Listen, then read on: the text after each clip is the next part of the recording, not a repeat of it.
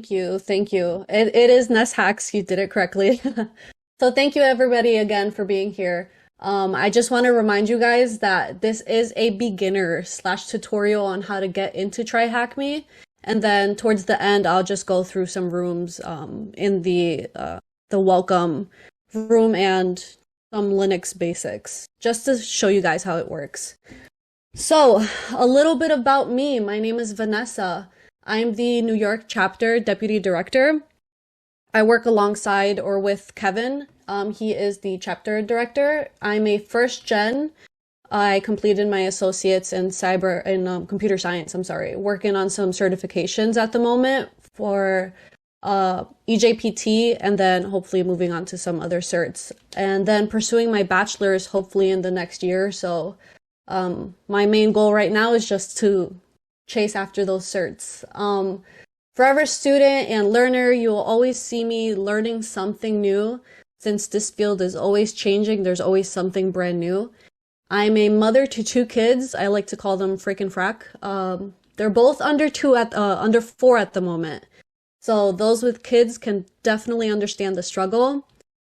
The next thing is that I'm in the Army Reserves. I'm a CBRN NCO. So the reason why I put CBRN on the side was just to remind you all, whoever wants to join the military and wants to look into chemical, don't do it. Join the military, yes, but not chemical.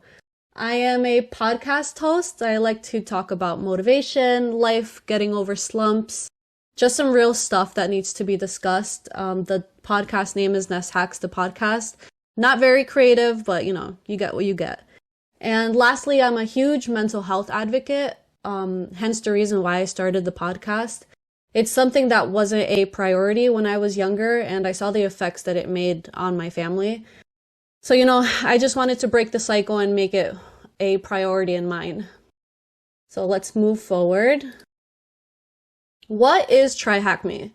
So TryHackMe is a hands-on security training platform where you can work through real-world scenarios. It's a great learning platform for the brand new beginners who don't even know where to start, and even the seasoned hackers that know their stuff to practice their knowledge or learn something new. That's the beauty of TryHackMe though. There's always so much to learn. They have so much material and they're always updating it. So you'll never run out of things to learn or go over. A little bit more on TryHackMe. It was created to make learning cybersecurity more affordable and more accessible. 80%, I want to say even more than 80% of their content is free.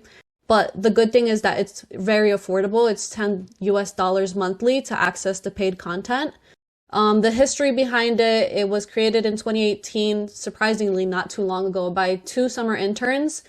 They found that learning security was inaccessible, and it still is, unfortunately, and a very difficult experience. So Ben Spring created a way to deploy machines and sent it to Ashu Savani. I'm probably butchering that name, so I apologize, Ashu. To see how they can make a centralized platforms for others to learn. So after they created the idea, TryHackMe was born. You can learn cybersecurity by earning points, by answering questions, taking on challenges, and maintaining a hacking streak, they call it. So it's a pretty cool gamified platform. So we're moving on to how to create an account. Like I mentioned, this is a beginner, very, very much so beginner tutorial. So I would like to explain how to create the account. You just go on to tryhackme.com. On the right-hand corner, you have the 2 options, log in or join now. If you don't have an account, obviously you would press join now. Fill out the form, username, email, password, go through the prompts, and then verify your email to sign in. You don't have to automatically verify your email, but you can still, go through the motions. Pretty self-explanatory. And then after that, that's where the fun begins. So you would select your experience level. You'll be asked whether you're a beginner, early intermediate, or advanced. Why you're learning cybersecurity, they asked that as well. I don't remember what the answers were, but just continue with your answer and why you're learning it. And then select your learning path. Select what you believe would be the best learning path, depending on your interests. Whether you're a complete beginner, you already know what you're doing, you want to go red team, blue team, whatever the path is that they have, just select it. So these are the learning paths. There are 8, I believe, at the moment. So you can see the top 3 right there: Intro to Cybersecurity, Junior Penetration Tester, Pre-Security, Cyber Defense, Complete Beginner, Offensive Pen Testing, CompTIA Pen Test Plus, which I think they have a discount if you go through it. I would have to double check. But if you are interested in doing the Pen Test Plus, I would definitely double check to make sure that they still offer the discount. Yeah, they do still have the discount. It's 10%. See? 10%. It's better than nothing, right? The last one is Web Fundamentals. So personally, if I were starting off with no knowledge in TryHackMe, I would go with the complete beginner path, then move on to pre-security, then the web fundamentals to get a grasp of the basics before moving into learning about tools and vulnerabilities and such. The good thing about these labs is the fact that you're learning by reading. They give you some videos, and by doing the work itself, like you're actually doing some hands-on labs. So you get to practice the material that you're actually learning. So we have some modules here, just some bite-sized labs, they call it. Depending on what you're learning, there are modules that cover specific topics in great detail. So modules are usually made up with 2 or more rooms covering a specific topic. For example, Intro to Web Hacking has 10 different rooms covering some of the most popular web application vulnerabilities, like cross-site scripting, command injections, and a lot more. Now, if that sounds like I'm speaking a different language to you, that's okay. Because once you actually start going through TryHackMe, you'll start going through this material and it will be covered on there, and you'll be like, oh, okay, that's what Vanessa was talking about. So don't worry about it. We got you. Then we have the practice. So it's basically just beginner practice scenarios, offensive practice, defensive, CTFs. In the practice section of TryHackMe, while you're learning new things in your journey, you can use what you've already learned and what you already know to practice in these rooms. Once you join the room, just read the instructions, read the tasks, and then just start answering some questions. So I'll show you now what I mean by answering some questions. So I'm just gonna go through some basic TryHackMe rooms. Let me see if I can get into it.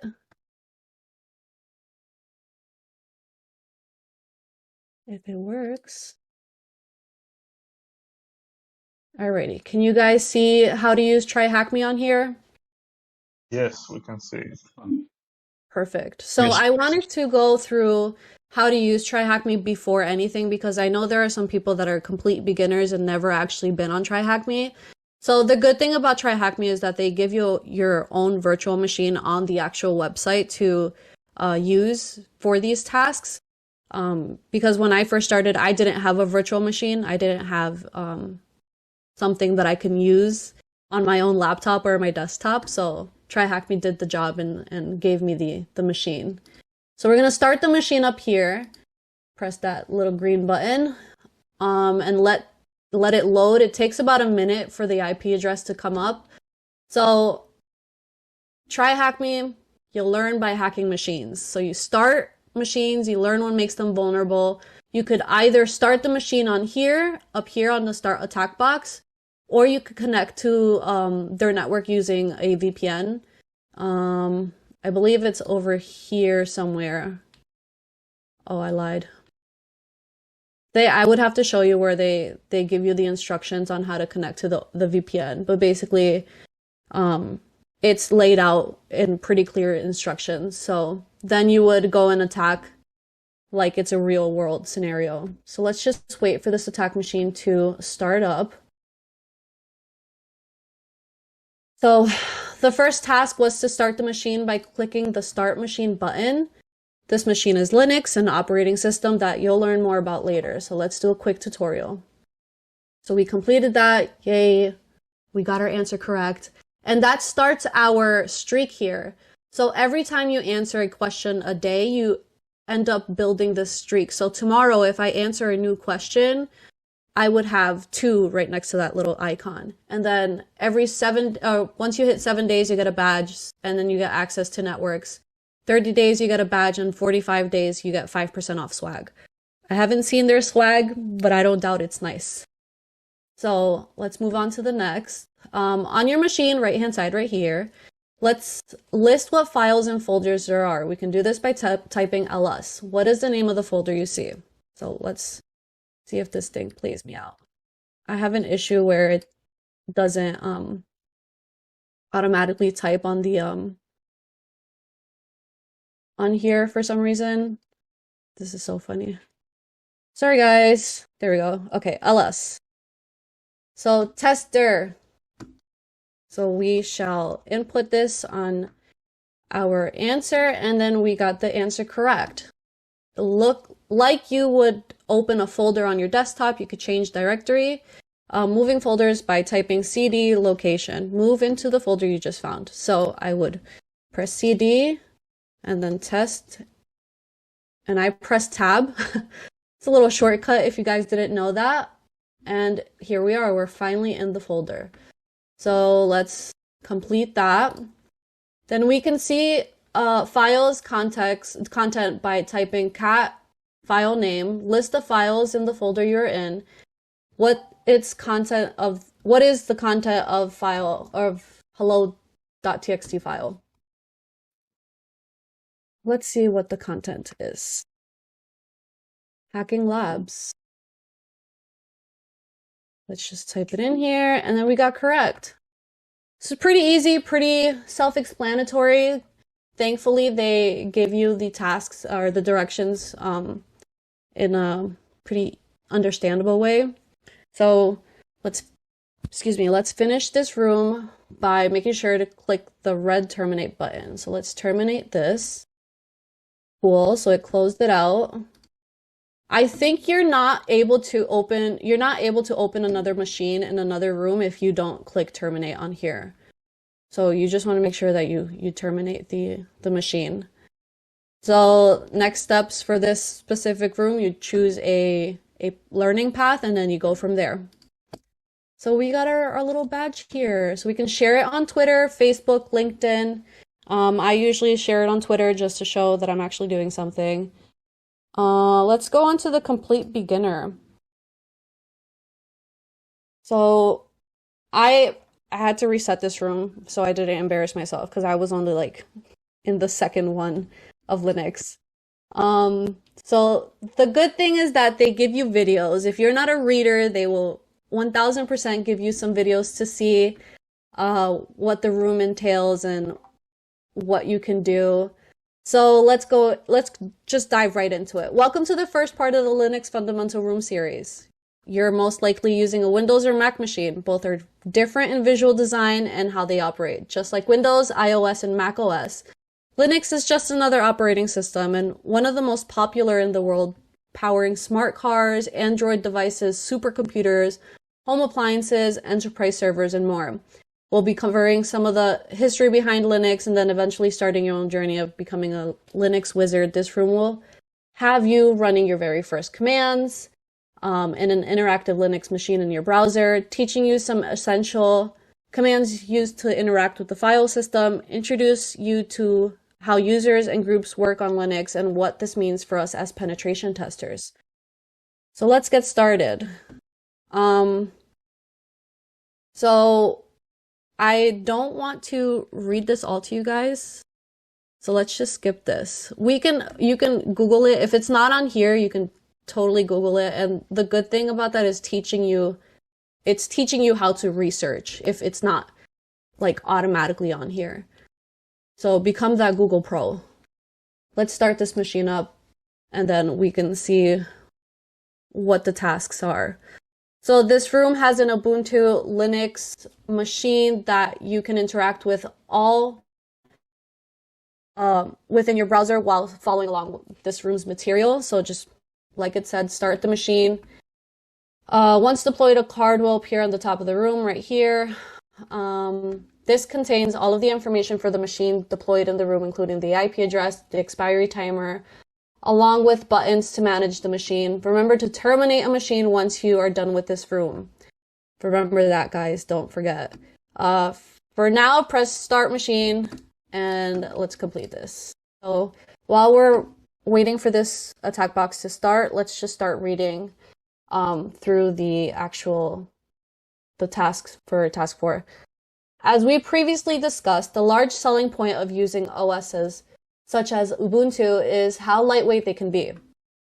This, of course, doesn't come with its disadvantages, where, for example, often there is no GUI, or what is also known as a desktop environment that we can use to interact with the machine, unless it has been installed. A large part of interacting with these machines, or with these systems, is using the terminal. The terminal is a purely text-based and is intimidating at first, which I can attest to because I was super confused on what I was looking at. However, if we break down some of the commands after some time, you quickly become familiar with using the terminal. So, like I mentioned, TryHackMe goes into very big detail of what it is that you're learning, the material. So, when I first started TryHackMe, I was very confused looking at the terminal, and because they are so detailed with their material, I learned a couple of things that I can say I am decent at. So let's wait for this to open up. Here we go. Cool. So we need to be able to do some basic functions like navigate to files, output their content, and make files. The commands to do so are self-explanatory once you know what they are, of course. Let's get started with two of the first commands. Echo, you output any text that we provide. And then who am I? Find out what users we're currently logged in as. So echo hello friends, and then who am I? If we wanted to output the text TryHackMe, what would our command be? So because they explained what echo was, here we go, this starts again. That's what we shall use. So let's echo TryHackMe, and there it goes. So let's just put, oh, did I do something wrong?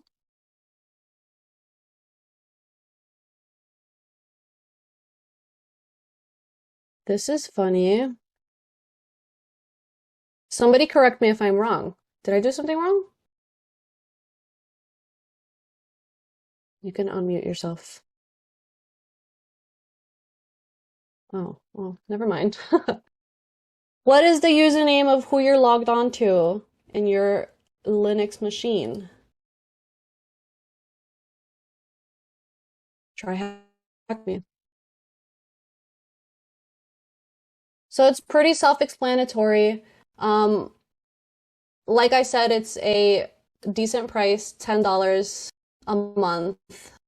This is the dashboard. Since we were on the complete beginner path, this would be the next things that you should cover. This is just showing how many questions you answered for the week.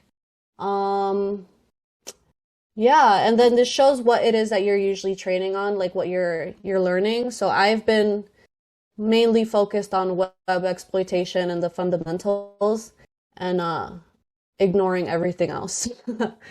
So before I end this, I just wanted to run through the team here and see what tips and tricks you guys would recommend for the beginners that are just joining TryHackMe. So for example, I personally am a big notebook person or notes person. So just to, go forward with the momentum of my learning experience through TryHackMe, I just want to make sure that I have good notes when I am learning so I can go back and read through it and just be able to explain it to somebody that's, asking me about, let's say, Linux fundamentals, And then the other thing is giving myself breaks. That's one thing that I will always preach to everybody, no matter how interesting it is, and no matter how fun it is or how frustrated you're getting because you're not getting the flag. Make sure you give yourself breaks to avoid burnouts. That's me pushing the mental health to everybody. Anybody in the audience have anything that they want to add to any tips or tricks? Actually, I would add uh I would say, to be honest, don't even get upset if all of a sudden you're not getting the answer. So if you want extra information or anything, it's okay to research for like your first few rooms, you know? Um and like Nessa said, I totally love taking notes. For me, physical notes are a big thing. I have like a lot of notebooks since I started um IT cybersecurity. Um and I would say that that's the best thing that you can do. Even start write-ups and stuff. And like Nessa said, I agree about the mental health. I'm very big about mental health. So if you're feeling burnout, uh, don't force yourself to do TryHackMe. Uh, don't even force yourself if it's cybersec. Don't think that it's because you're losing passion or anything. It's just we all get tired of everything that we love, and so do another hobby, do something else and stuff like that for a little while, and then get back to it. It's all right. I agree. Yeah, thank you, Angie. I just want to double back onto the doing write-ups. Personally, I like to write notes as if I'm going to post it on a blog. Um, because you never know if you change your mind and you're like, oh, let me just post this on for somebody that's just like me, brand spanking new in the industry, to understand what it is that, like I said, Linux fundamentals were about. And you can always put this on your resume, and potential employees can check out what it is that you're learning, and you show them that, you're always making sure that you're learning. Um, Anybody else want to add anything onto what we said?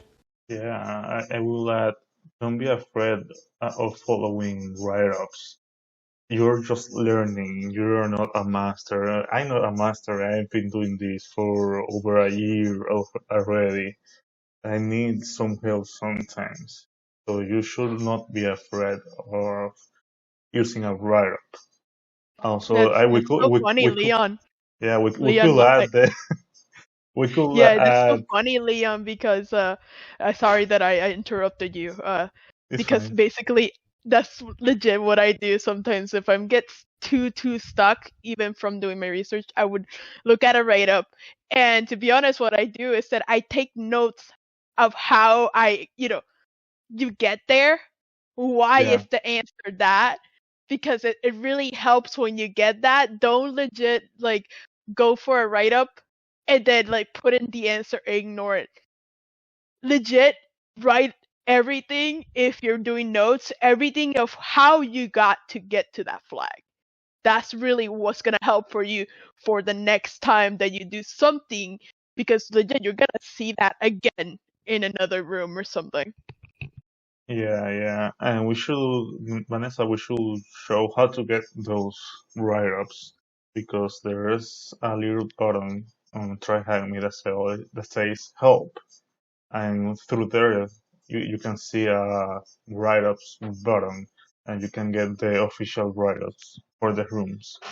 One of those, yeah. Help and write-ups, the second one. And you can choose one of the write-ups there. And it will lead you to a blog post.